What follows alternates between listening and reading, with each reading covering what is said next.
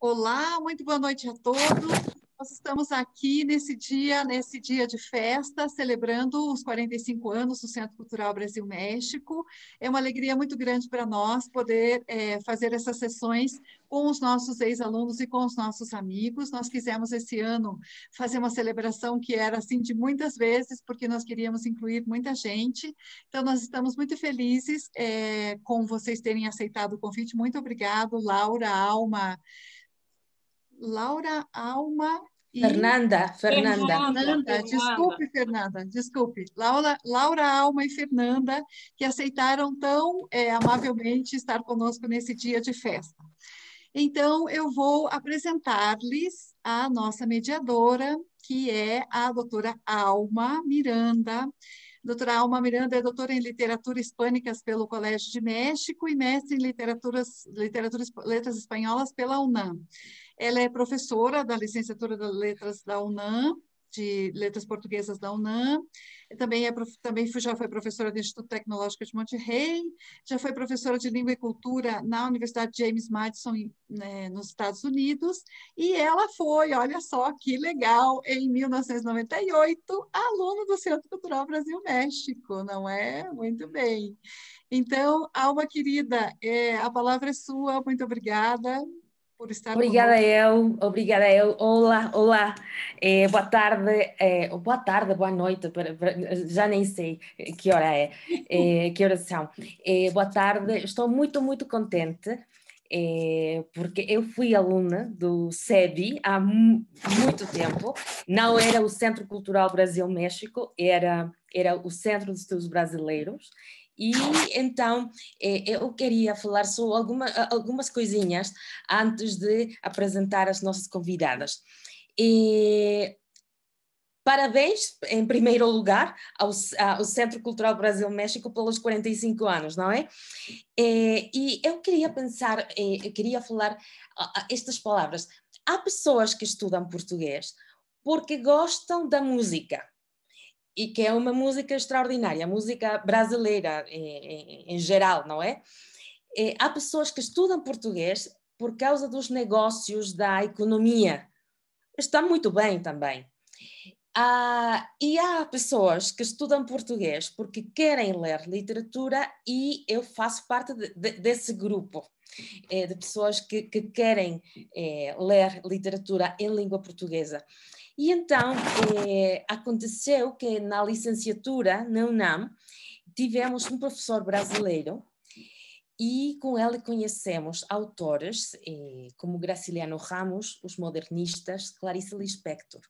E então aconteceu que no ano 94, eu com a minha amiga Mariana Pineda percorríamos a cidade do México, da cidade universitária até Paseo de la Reforma, e ali encontramos uma casa, uma família, amigos, porque encontramos, eu queria dedicar umas palavras para Casimiro de Abreu, que não o poeta, mas uma pessoa, um funcionário do CEP, e Dona Neuza, Dona Neuza Volgemuth. Eles eram os nossos amigos, eram a alma do SEBI, e nós estudamos ali por volta de 4 anos. Então, nós chegamos até ali por causa do Graciliano, da Clarice, mas ali com professores muito jovens, com muito entusiasmo, conhecemos, lemos, não em tradução. Eu sei que há uma mesa de tradução depois, mas nós tínhamos uma grande curiosidade por ler o Rubem Fonseca em português, não é? E com professores como Beatriz Cortes Miranda, Guilherme Albano da Costa, conhecemos também João Ubaldo Ribeiro, Nelson Rodrigues, muitos autores. E no final, aquela descoberta é uma descoberta que ainda continua, por isso eu acho extraordinário, muito bonita, para mim pelo menos foi uma experiência que mudou a minha vida, não é? A literatura, não a música, não a capoeira, não os negócios, o amor também, não é? Faltava uma mesa de amor Ana, com tantas pessoas que casaram, não é? Muitas histórias assim.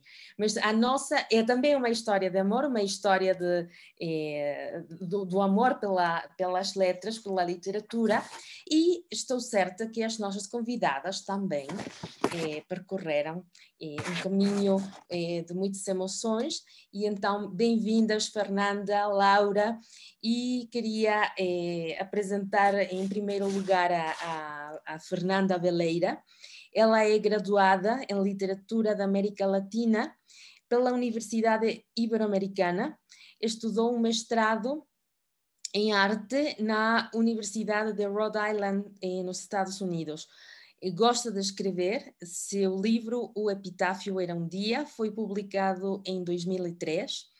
É freelancer, faz trabalho voluntário, adora o fado e escreve retaços em um blog, e então o blog dela podem encontrá-lo em retaçosdeletras.wordpress.com. Então, novamente, retaçosdeletras.wordpress.com. Atualmente estuda semiologia da vida cotidiana para, se a pandemia passar, ser psicoterapeuta presencial. E com certeza vai passar, e estas experiências de literatura, estas experiências todas são perfeitas para a formação da Fernanda. Fernanda, bem-vinda, e então começamos consigo. Eu começo? Okay. Primeiramente, eu compartilho com você o estudo no SEB, mas, inclusive, antes, no ano de 1994. Então, boa noite, outra vez a todos, boa noite. Meus parabéns pelos 45 anos do Centro Cultural Brasil-México e, sobretudo, pelo centenário de dois autores maravilhosos brasileiros, né? Clarice Lispector e José Mauro de Vasconcelos. Como eu vou compartilhar a minha tela, sim?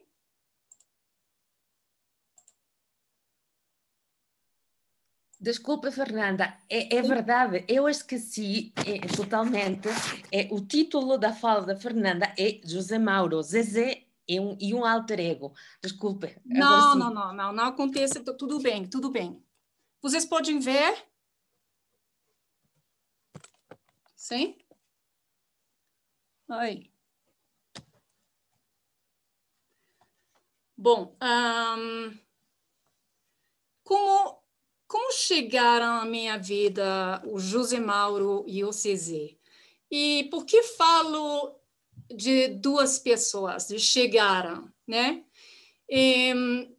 O meu pai tinha um amigo espanhol.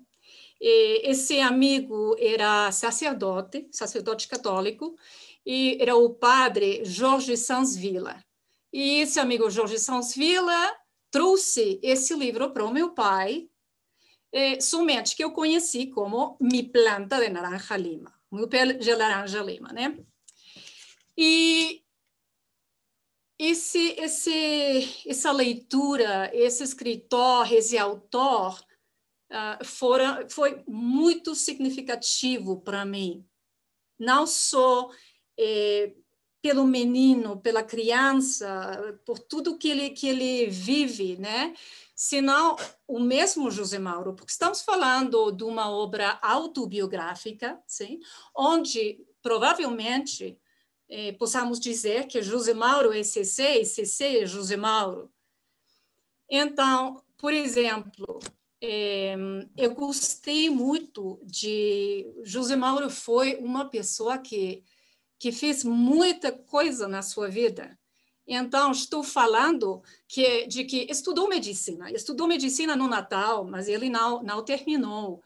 Logo foi carregador de bananas numa fazenda, foi nadador, foi treinador de boxe, também garçom de num bar em São Paulo, E, inclusive foi modelo. Foi modelo. Ele foi, não sei se vocês sabem, mas foi modelo e foi imortalizado pelo Bruno Jordi em 1941. Então, vou projetar. Não sei o que acontece, mas... Okay. José Mauro de Vasconcelos, que define o escritor. Ele diz: escrevo a qualquer hora, de dia ou de noite. Quando estou escrevendo, entro em transe. Só paro de bater nas teclas da máquina quando os meus dedos doem. E, olhem, tem um público que vai dos 6 aos 93 anos. Né? Bom, se alguém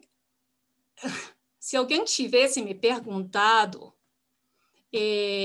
quais eram os meus livros prediletos, eu teria respondido mesmamente que a Bíblia, né? Não, é só uma brincadeira, sem dúvida, eu teria dito O Meu Pé de Laranja Lima, de José Mauro de Vasconcelos, e O Pequeno Príncipe, de Saint-Exupéry. Logo, eu pus aqui a capa do livro. Essa não foi a capa do livro que eu li pela primeira vez.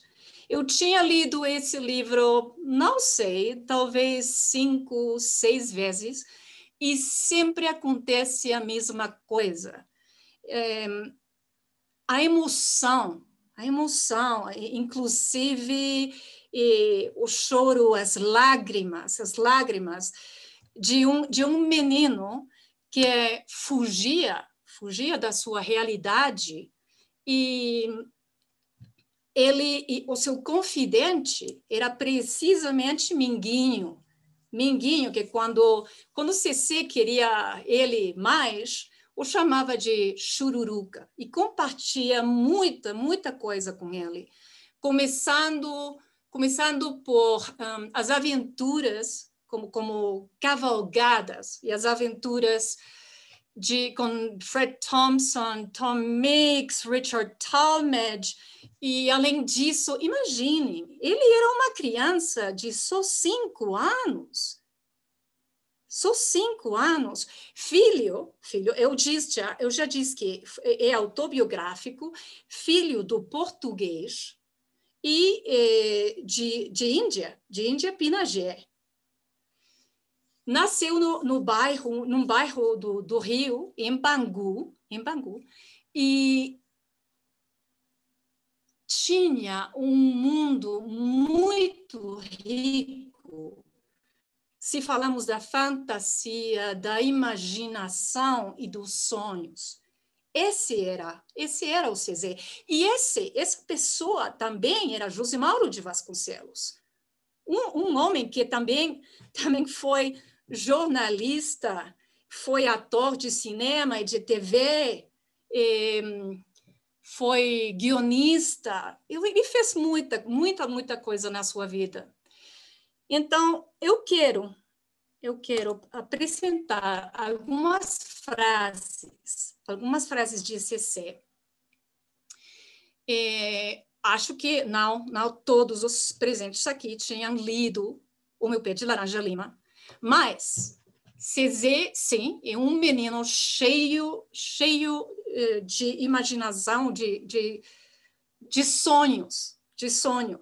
Também ele fazia muita travessura e levava pancadas e às vezes muito as coisas eram realmente muito fortes, né? Então, por exemplo, ao princípio do livro podemos ver a frase ceando a mesma tristeza aos pedaços.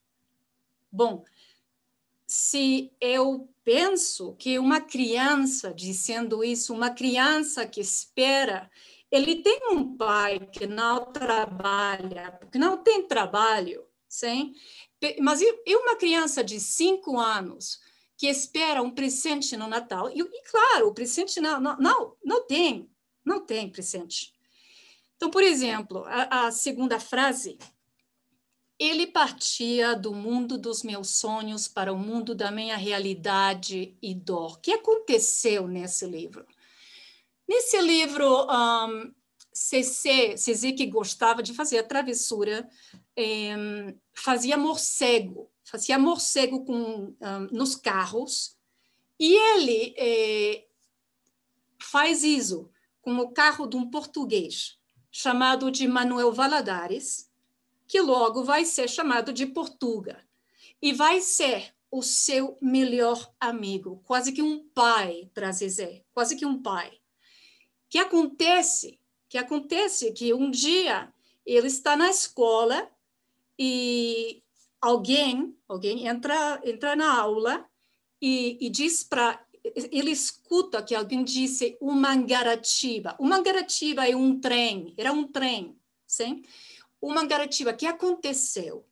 Que o Mangaratiba tinha esmagado o carrão do português, que era a pessoa mais querida para o menino, para a criança. Então, o que aconteceu? Quando ele disse, ele partia do mundo dos meus sonhos para o mundo da minha realidade e dor, estava falando de Minguinho. Não era a mesma coisa, sim? Essa realidade pesava mais do que os seus sonhos. Segunda frase, agora sabia mesmo o que era a dor. Dor era aquilo que doía o coração todinho. Então, uma criança dizendo isso, dor não era a pancada, dor não era as feridas, os golpes, as marcas na pele. Não. Dor era perder uma pessoa que era tudo no seu mundo. Estamos falando de uma criança de somente 5 anos. E logo, eu comecei com uma frase que está ao princípio do livro e termino com a frase que fecha o livro. O pai chega com Cecé e diz para ele, Cecé, eu tenho trabalho, você vai receber presente no Natal, nós vamos poder fazer mais coisas. E Cecé ficava doente porque tinha perdido o Portuga. Então, olhem esta frase aqui, olhem o que disse. O pai diz, por certo, não tinham cortado a sua planta, o seu pé de laranja-lima. E o Cecé somente responde, já cortaram, papai? Faz mais de uma semana que cortaram o meu pé de laranja-lima. Isso queria dizer que a pessoa mais importante para ele, a pessoa que lhe dava vida e momentos maravilhosos, tinha morrido. Tinha morrido. Então, adeus aos sonhos. Bom, então, quando Alma falava dos estudos da literatura, então, quando eu tive que decidir o que fazer com a minha vida, decidi que ia estudar literatura. E chegou um momento em que os professores perguntaram para mim, bom, e a sua tese? E a minha tese? Bom, eu não queria fazer uma tese que tivesse a ver com autores muito conhecidos, né? Não queria falar de Vargas Llosa, de Garcia Márquez, de Borges, não queria. Então, eu disse, José Mauro de Vasconcelos. Mas não somente foi O Meu Pé de Laranja-Lima, senão também Vamos Aquecer o Sol e Coração de Vidro. E então, eles disseram para mim, eu não podia acreditar, porque eles nem sabiam quem era José Mauro de Vasconcelos. Mas, isso sim, disseram. Muito bem. Mas você tem que ler a obra em português. Então, eu disse, isso não é problema para mim. Então, como disse a Alma, eu fui ao SEB, Centro de Estudos Brasileiros. Alma, não sei se você se referiu a Casimiro, a essa pessoa... Sim, extraordinário. Bom, eu conheci o Casimiro. Meus professores foram Paulo, Marcílio, e eu gostei muito. Estudei 6 meses. Então, eu fiz as minhas citações em português e a teoria em espanhol. Mas eu fiz o que queria, né? Eu não tivesse gostado de fazer uma tese sobre alguém já, como você diria, muito machacado, né? Não tivesse gostado nada.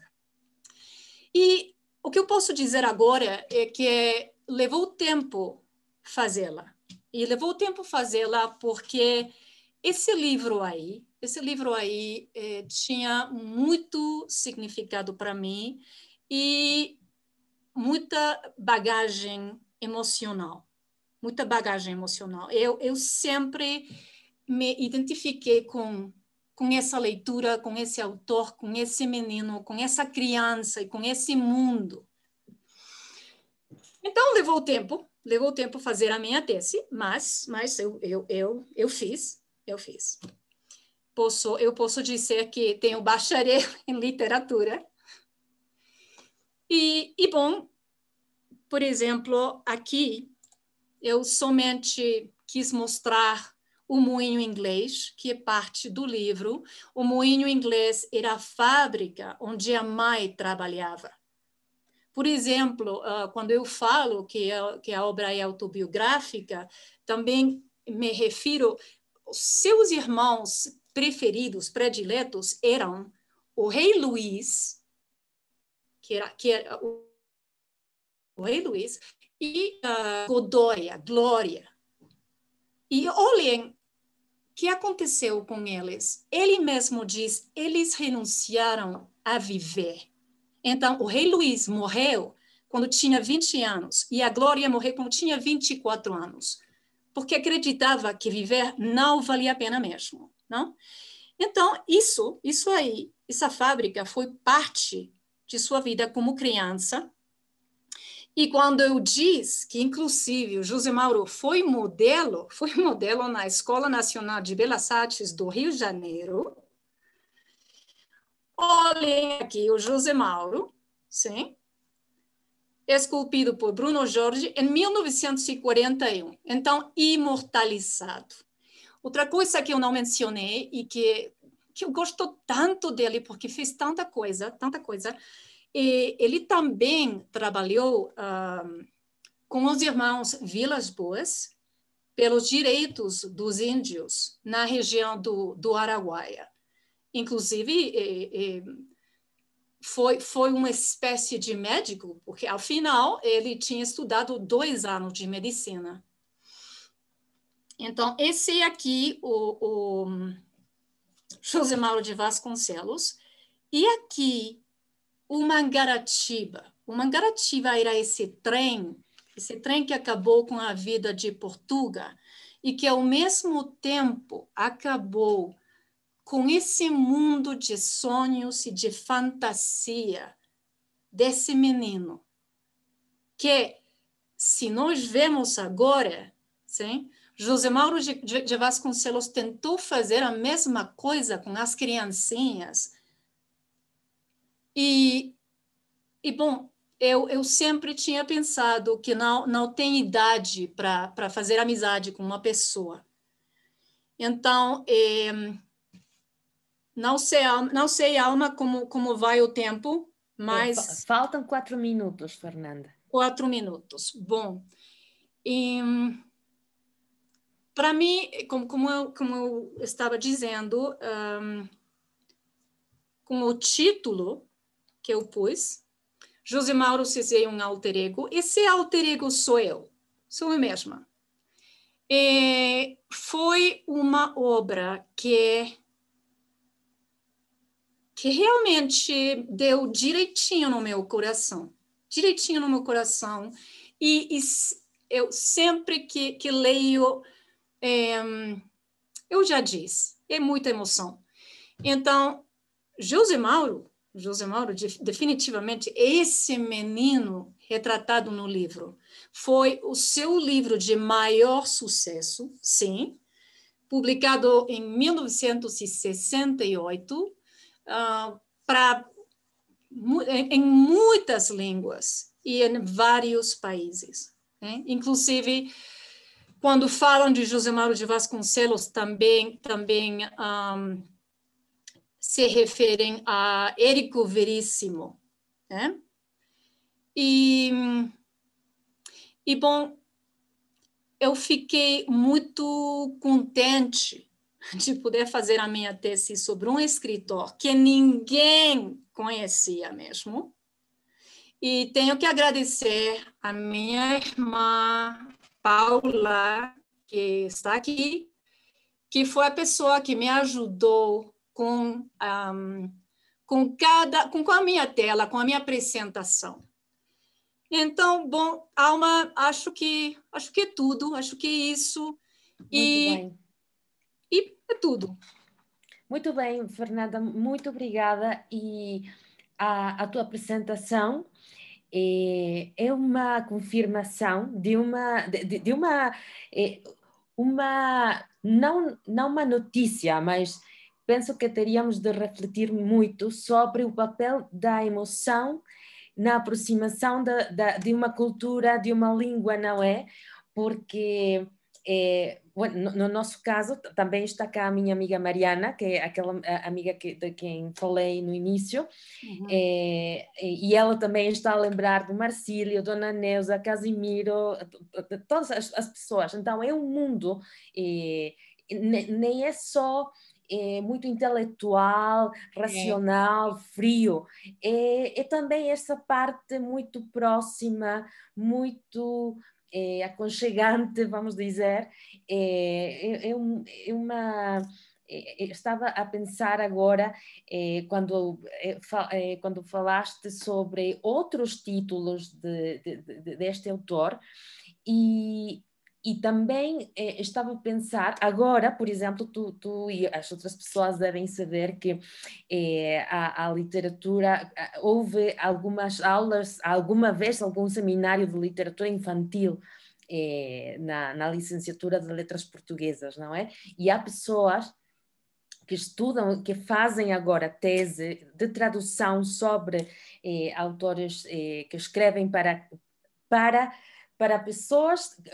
Qual era a citação? Dos 3 aos 93 anos? Dos 6 aos 93 anos, né? 6 aos 93 anos. E também como nós leitores, que somos leitores e com autores como José Mauro de Vasconcelos, que escrevem textos que são para todas as idades. E eu estava a pensar neste texto de José Mauro de Vasconcelos, não sei de uma forma muito rápida, porque não vamos ter muito tempo, mas eu acho extraordinária essa forma de aproximação pelos diálogos, porque os diálogos são tão vivos, parece que estamos a acompanhar os personagens, não é? E então, uma pergunta que eu tenho para ti é: tu continuaste a ler autores que escreviam, vamos dizer, para jovens ou crianças? Sabemos que não é assim, mas continuaste a ler ou podes recomendar algum outro livro? Não necessariamente, Alma. O que eu fiz na minha tese foi falar de um tipo de literatura que, para mim, era literatura infantil para adultos. Então, eu também pus na minha tese a obra de Antoine de Saint-Exupéry, porque é literatura infantil para adultos. E o que você estava dizendo, José Mauro, como você diz, escreve para todos, com uma linguagem simples, com uma linguagem regional também, regional. E eu queria dizer que você mencionou a emoção, e José Mauro falava da ternura, de que ele conheceu a ternura com o Portuga e da saudade, né? Da saudade. Porque imagine perder a pessoa, o ser humano, que pela primeira vez lhe deu tanto amor e perdê-la quando você somente tinha 5 anos. Então, obrigada, Alma, obrigada. Eu adoro a obra de José Mauro, adoro José Mauro. Alguma vez, até que pensei que podia ir ao Brasil para conhecê-lo. É isso o poder da literatura. E o poder da literatura vamos continuar com a Laura e se houver tempo vamos voltar. Obrigada. Muito obrigada, Fernanda, obrigada. A você. E vamos ler e reler, porque é possível ler está disponível na internet, então está disponível. Muito obrigada pela aproximação, porque há uma... Como é que se diz? Por uma parte temos este texto que é muito próximo à nossa alma de crianças, não é? Que temos todos, ou é preferível que seja assim. E temos por uma outra parte essa tortura, não sei como dizer, esse mundo que também não termina nunca, o mundo da nossa centenária Clarice Lispector, assim, que é uma autora que quando todos nós conhecemos, ficamos sempre... Não há ninguém, não conheço ninguém que tenha ficado... eu já sempre esqueço as palavras, desculpem, que tenha ficado indiferente perante Clarice Lispector. Já vi muitas reações, sempre, muitas, diferentes. E então vamos ver qual foi a reação,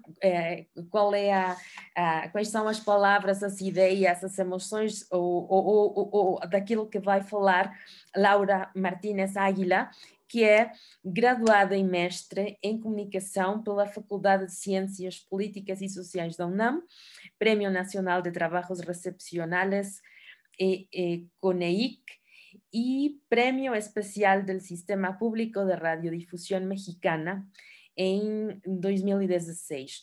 Fez período sanduíche de pós-graduação na Faculdade de Comunicação na Universidade de Brasília em 2018 e atualmente trabalha na ouvidoria do Instituto Mexicano de la Radio, no IMER. Então, Laura, bem-vinda. Ela vai falar sobre, já dissemos, Clarice Lispector. Obrigada. Oi, boa noite, boa tarde para quem estiver no México, boa noite para quem fosse o caso do Brasil. Eu falarei um pouco também, a Clarice Lispector como um pretexto, é parte do que apresentei na minha formatura aqui no Centro Cultural Brasil-México, que foi trazer uma ponte entre a Clarice Lispector e mais 2 escritoras mexicanas, que é Rosario Castellanos e Elena Garro. Então, é isso, porque qual era o tema do qual eu ia falar naquele momento, que foi apenas setembro deste ano, eu fiquei assim, nossa, gente, vamos trazer uma ligação entre as nossas culturas, né? Então, essa é um pouco a ideia, mas antes de começar, eu só parabenizar o Centro Cultural Brasil-México pelos 45 anos, gente, já sobreviveram até uma pandemia, então acho que já... Depois disso, podemos fazer qualquer outra coisa. Agora, então, parabéns pelos 45 anos e que sejam muitos, muitos mais. Vou compartilhar aqui a tela para vocês e espero consigam assistir. É bom aí para vocês? Beleza. Então, é isso. Palavra de mulher aqui no projeto. Palavra de mulher porque eu pouco uma reivindicação também na memória e da lembrança das mulheres na nossa sociedade, nossas sociedades em plural, na história, na arte, na literatura, nas ciências sociais, claro, e que eu acho que esse tipo de reivindicação tem, que será, uns 5, 6 anos que está sendo formada em várias áreas, e achei que aqui, na parte da literatura, seria importante, por isso também que foi assim, a pretensão de trazer essas pontes literárias entre essas autoras, não porque elas tenham feito um diálogo assim bem aberto entre elas, entre as suas obras, mas porque vamos encontrar que, entre algumas coisas, elas foram, ai, gente, contemporâneas. Contemporâneas não no sentido da diferença arte moderna, arte contemporânea, mas tiveram esse contexto bem marcado do século XX, que foi o quê? A modernidade. E a modernidade dava uma resposta bem específica no século XX, que tinha tudo a ver com o progresso. Qual era a ideia do progresso? Era também uma ideia bem clara, bem fixa, que tinha a ver com uma transformação de os grandes territórios rurais para que tiveram essa mudança, essa troca para umas grandes cidades. E, além de tudo, era um processo do progresso através da industrialização. Porém, o que acontece na vida das mulheres nesses processos, nessas grandes mudanças? Encontramos que muitas vezes as vidas das mulheres ainda tinham as mesmas respostas. Ah, minha filha, você já foi para a universidade, parabéns, mas você ainda precisa encontrar um marido, ter um casamento na sua vida, depois experimentar a maternidade e acabou.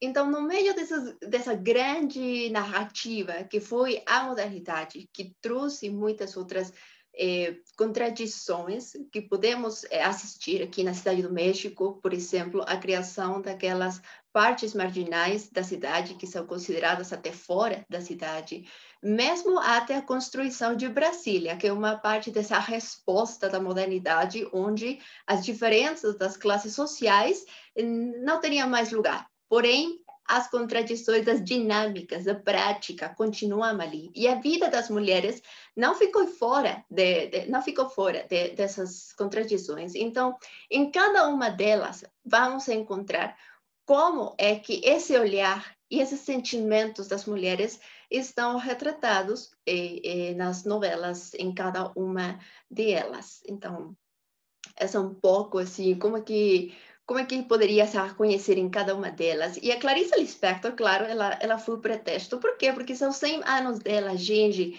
que em mais de um século continuamos falando de uma autora, de uma escritora, não é pouca coisa. Então, o mais interessante dela é como traz essa intimidade do cotidiano, aquilo que se esquece com muita facilidade, e para ela faz totalmente a construção de um contexto, de um lugar, de um território, mas, além de tudo, a subjetividade das personagens.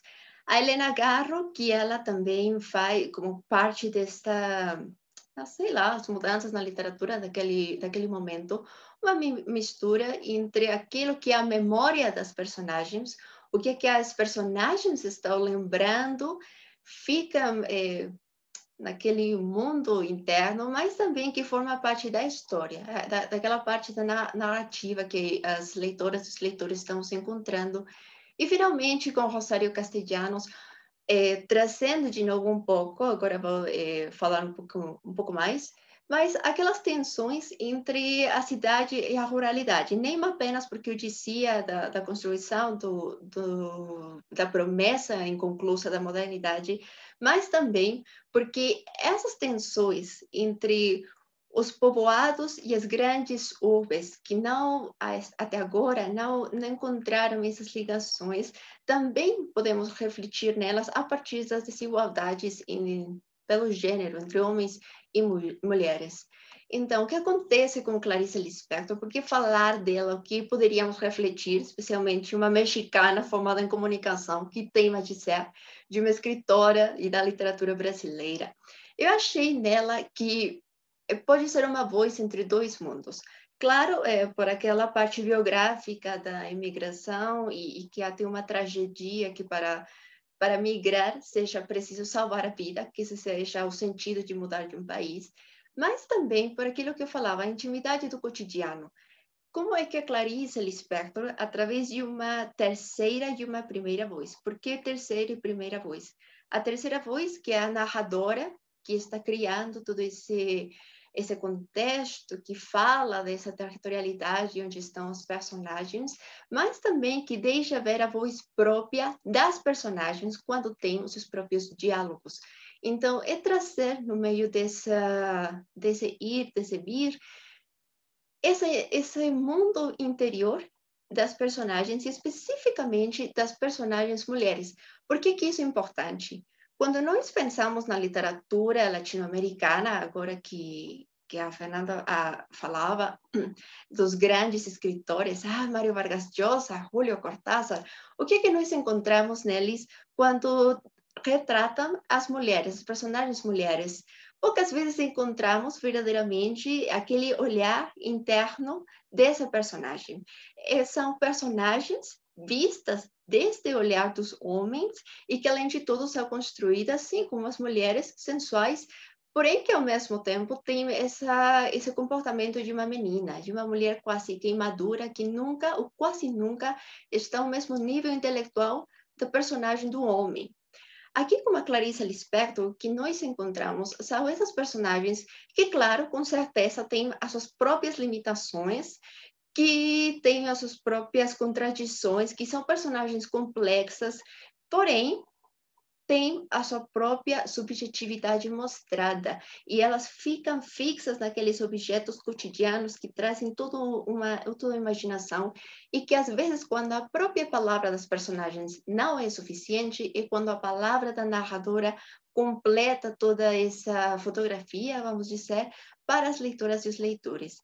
Então, é mais de um sentido onde poderíamos falar dessa voz em dois mundos, além do fato do que a Clarice Lispector chega ao Brasil, sendo uma criança, depois ela casa, ela vai embora, volta para o Brasil. Então, são todas essas, uma realidade, uma vida movimentada que dá para ela a possibilidade de ter isso que me animei de chamar um estranhamento, porém familiar, com o Brasil. A importância que tem esses desejos íntimos das mulheres e que no meio desses desejos íntimos encontramos também algumas questões, algumas perguntas nem simples e nem sempre literal nas mulheres personagens, porém que não todo o tempo ficam satisfeitas com aquela resposta que a sociedade, no meio de todas as mudanças que estão acontecendo, no meio daquela industrialização dos povoados rurais, a resposta de o matrimônio será a felicidade para você, a minha filha, encontramos que as mulheres não encontram não achavam essa satisfação nas suas vidas. E como a Clarice Lispector traz à luz essas reflexões internas, eu acho que uma das coisas mais importantes, mais valiosas que achamos nela. Agora, o que acontece com Helena Garro? De novo, que ninguém diria alguma coisa tipo, Octavio Paz, nem se importa. Gente, claro, se todo mundo recebesse um prêmio Nobel, nem entenderíamos discussão. Porém, é uma das mulheres que encara que é difícil falar dela sem deixá-la à luz, ou talvez à sombra, daquele grande homem escritor. O que é interessante, o que poderia trazer talvez uma ponte com a Clarice Lispector. Aí eu me referi àquela... Bom, na noite da minha formatura eu disse a dica, mas, bem, eu falei daquela novela, Los Recuerdos del Porvenir, por quê? Porque ela ia estar falando do estado de Guerrero, que até agora é um dos estados mais pobres aqui no México, com grandes graus de marginalidade, de pobreza alimentária, claro que econômica, os grandes problemas de violência que nós conhecemos e que, além de tudo, desde a época da Helena Garro, é um dos estados que mais sofre a militarização da vida cotidiana, da vida social. E como isso traz uma dinâmica bem específica No meio do quê? Do meio, por exemplo, da vida das mulheres. Aquela, agora estou esquecendo o nome da personagem, mas essa moça, Nos Recuerdos del Porvenir, onde a forma como ela experimenta a sua subjetividade fica sempre, o tempo todo, assediada, até punida por aquele outro grande personagem que é o homem do militar, né? E que traz toda essa destruição no povoado lá em Guerreiro e que nos lembra muito, isso é uma das coisas que eu gosto, nos lembra muito de uma realidade que ainda acontece no nosso país, na nossa sociedade, no estado de Guerreiro, porém que traz à luz essas contradições. Por que uma zona militarizada no sul do Guerreiro? Por que acontece até agora? E aí, o que podemos também ver agora, olhando para o passado, é que a resposta militarizada dos estados, você tem várias possibilidades no meio da modernidade. Você pode se adaptar, então, parabéns, tudo bem, você conseguirá o sucesso se conseguir se adaptar na modernidade. Você pode não conseguir se adaptar, então ficará na marginalidade, nas carências dessas possibilidades, mas se você tiver a chance de resistir, você vai encontrar uma resposta que é muito evidente, que vai ser uma resposta repressiva. Então, a presença dessa figura militar na novela da Helena Garro não é simples. Agora, é bem irônico aí o que aconteceu com ela depois na vida real, como parte biográfica dela, que tem a ver como ela acusa a certo grupo de intelectuais, mesmo a Rosário Castellanos, por exemplo, como responsáveis pelo que aconteceu no movimento estudantil de 1968, que foi precisamente uma resposta repressiva militar do governo mexicano contra os estudantes. Então, isso deixa ela totalmente afastada, mas quando finalmente consegui voltar para o México, final dos anos 90, início dos anos 2000, pouco antes dela morrer, encontramos que, boom, um novo interesse na literatura do que ela fez sim, trazido de novo à luz na literatura mexicana. E aí, uma coisa também que eu gostaria de fazer evidente, que estou nomeando aqui nas duas, é que vamos encontrar aos poucos que as nossas escritoras não foram apenas novelistas. Elas também incursionaram no jornalismo, na poesia, elas foram, a Helena Garro mesmo foi dramaturga, elas receberam vários prêmios, então estamos na frente de autoras que são artistas na máxima extensão da palavra. Quem é a próxima? Eu acho que estou indo um pouco rápido. Temos aqui a Rosário Castellanos.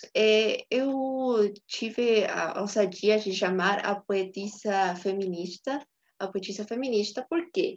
Uma das coisas também que eu queria retomar, que eu falava no início, que tinha a ver com aquela reivindicação da memória, da presença das mulheres ao longo da nossa história como sociedades, da nossa história como humanidade, e da presença que as mulheres têm tido em todos os aspectos da nossa vida, onde sempre a respondemos com os nomes dos homens.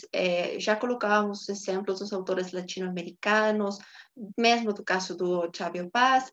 Na arte acontecem coisas bem similares, na ciência. Então, esse ressurgimento das mulheres e da palavra das mulheres, por exemplo, aqui no caso específico da literatura, é bem interessante, porque diferente das outras duas autoras, por exemplo, a Clarice Lispector não gostava de ser chamada de uma autora feminista. Ela dizia, eu falo de histórias, eu falo de histórias de mulheres, mas não sei se isso é feminista. Então, é uma autora que não queria esse tipo de etiquetas para o que ela fazia.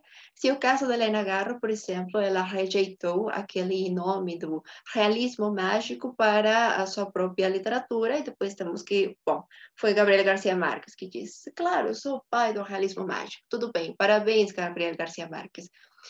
Mas a Rosário Castellanos, ela não rejeita se posicionar politicamente, socialmente, como uma poetisa mexicana feminista.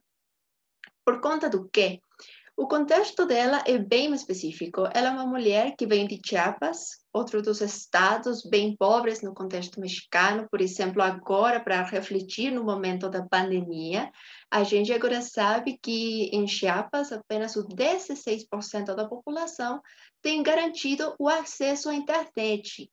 Gente, estamos falando aí que todo o acesso à informação, à cultura, à educação, num momento tão difícil como agora, que foi 2020, está deixando fora uma grande porcentagem da população. Se isso acontece agora em 2020, o que poderíamos ter esperado na época da Rosário Castellanos, né?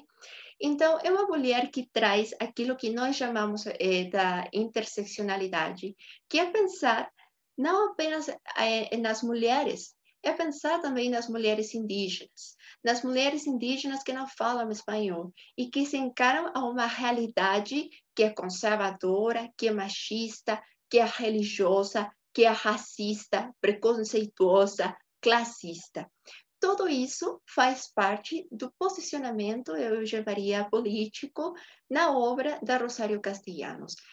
E uma coisa também que é bem importante é como algumas vezes na poesia dela, o que poderíamos chamar do desamor, que está plasmado aí nos poemas que ela fez, achamos também uma reflexão daquelas violências tão normalizadas, tão naturalizadas, dos relacionamentos abusivos e que agora, nesses dias, nós temos esses nomes para falar disso. Porém, na realidade que ela está retratando, e aqui é quando eu quero trazer de novo a ponte do que acontece entre Rosário Castellanos e a Clarice Lispector. Por que eu achei uma ponte? Voltando para o que eu falava da Clarice Lispector, trazer à luz a subjetividade e a intrasubjetividade das personagens femininas, com todas as suas contradições, com todas as suas complexidades e limitações. Para o caso de Rosário Castellanos, é falar novamente dessa subjetividade, porém que às vezes faz uma denúncia. Uma subjetividade que assume a palavra como própria e que, além de tudo, ela aproveita essa chance que ela tem, esse privilégio também que ela teve, para mostrar essa segregação racial e social dos povos indígenas do seu estado da origem. Então, quais são, então, Ai, Nossa Senhora! Quais são as três grandes formas ou entradas nessa grande ponte que temos para as nossas três autoras? Eu falaria primeiro que foram observadoras muito enfocadas naquelas contradições de mudar tudo para os processos de industrialização. Quais eram, finalmente, as pessoas que tinham a interlocução legítima de participar desses processos? E elas tiveram a sensibilidade suficiente para mostrar que as mulheres ficavam fora desses processos.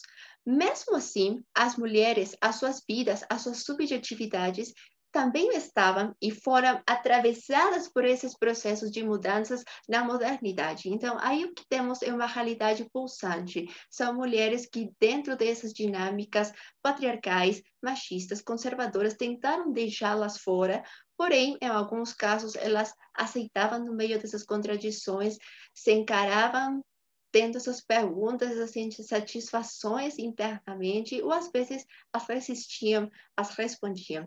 E aí, Laura, desculpe, sim?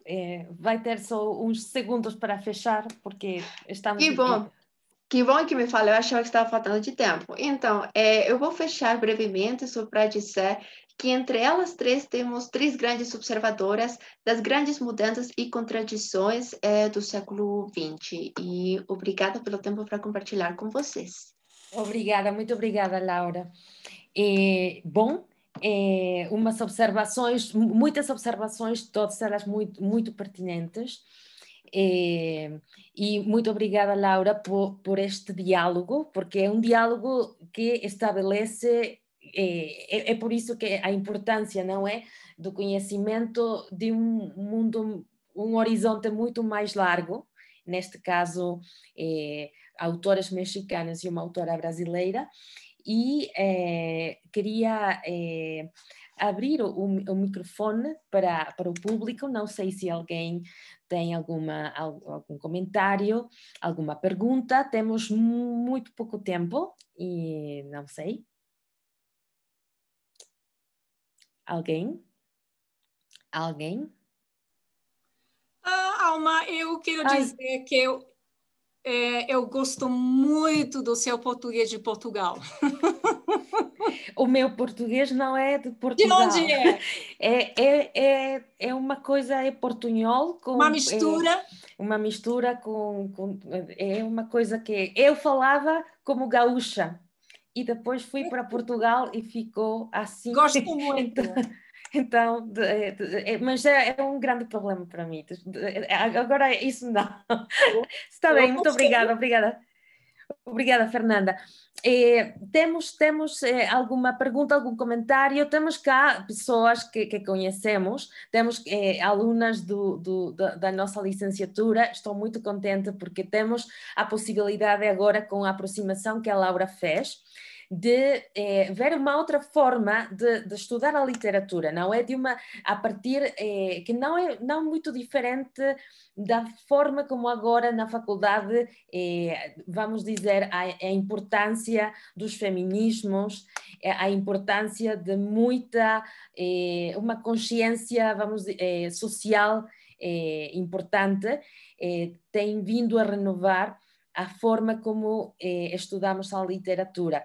E então não me resta senão dar os parabéns novamente ao Centro Cultural Brasil-México.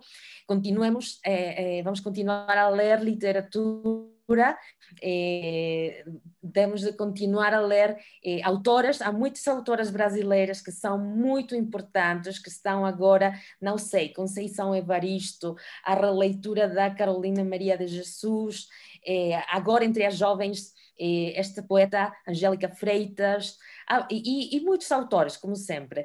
Então vamos continuar a ler literatura. Obrigada, Ana, obrigada, Fernanda, Laura e o nosso público. Bom, eu vou fazer assim, vocês não vão ouvir, mas é uma grande emoção ver como temos umas leitoras. Este público é nomeadamente feminino, mas também há alguns senhores, mas tudo cá faz sentido. Então, muito obrigada, vamos fechar por aqui e Ana, deixamos a transmissão, então? Ok. Então, eu só gostaria de, antes de fechar, de agradecê-las uma vez mais, não é? Nós entendemos e ficamos muito felizes de saber que as pessoas, primeiro que elas têm interesse por aprender o português, né? Sempre um orgulho que alguém queira aprender a nossa língua, não é? Ou qualquer língua. E também que, além disso, vão um pouquinho além de aprender o português e se interessem por temas da cultura, não é? Que vocês consigam encontrar todas essas pontes, fazer uma tese sobre um autor brasileiro ou fazer a comparação entre as autoras, ou seja, isso é muito importante e nos dá muita alegria, muito orgulho. Com isso, com exemplos como vocês, nós temos certeza que nós estamos conseguindo cumprir o papel do Centro Cultural, que é difundir a língua e a cultura brasileira. E então, eu gostaria de parabenizá-las e agradecê-las, agradecer a Laura, a Fernanda e a Alma, que tão amavelmente nos acompanharam nessa noite como convidadas, agradecer a presença de todos e dizer que era assim mesmo que nós gostaríamos de estar celebrando esses 45 anos. Então, nós estamos muito felizes por poder fazer uma celebração dessa maneira. Muito obrigada a todos, muito boa noite. Vamos esperar aos 50. Muito obrigada. Sim, ok. Boa noite, parabéns. Boa noite. Tchau, boa noite. Tchau. Tchau. Tchau, tchau.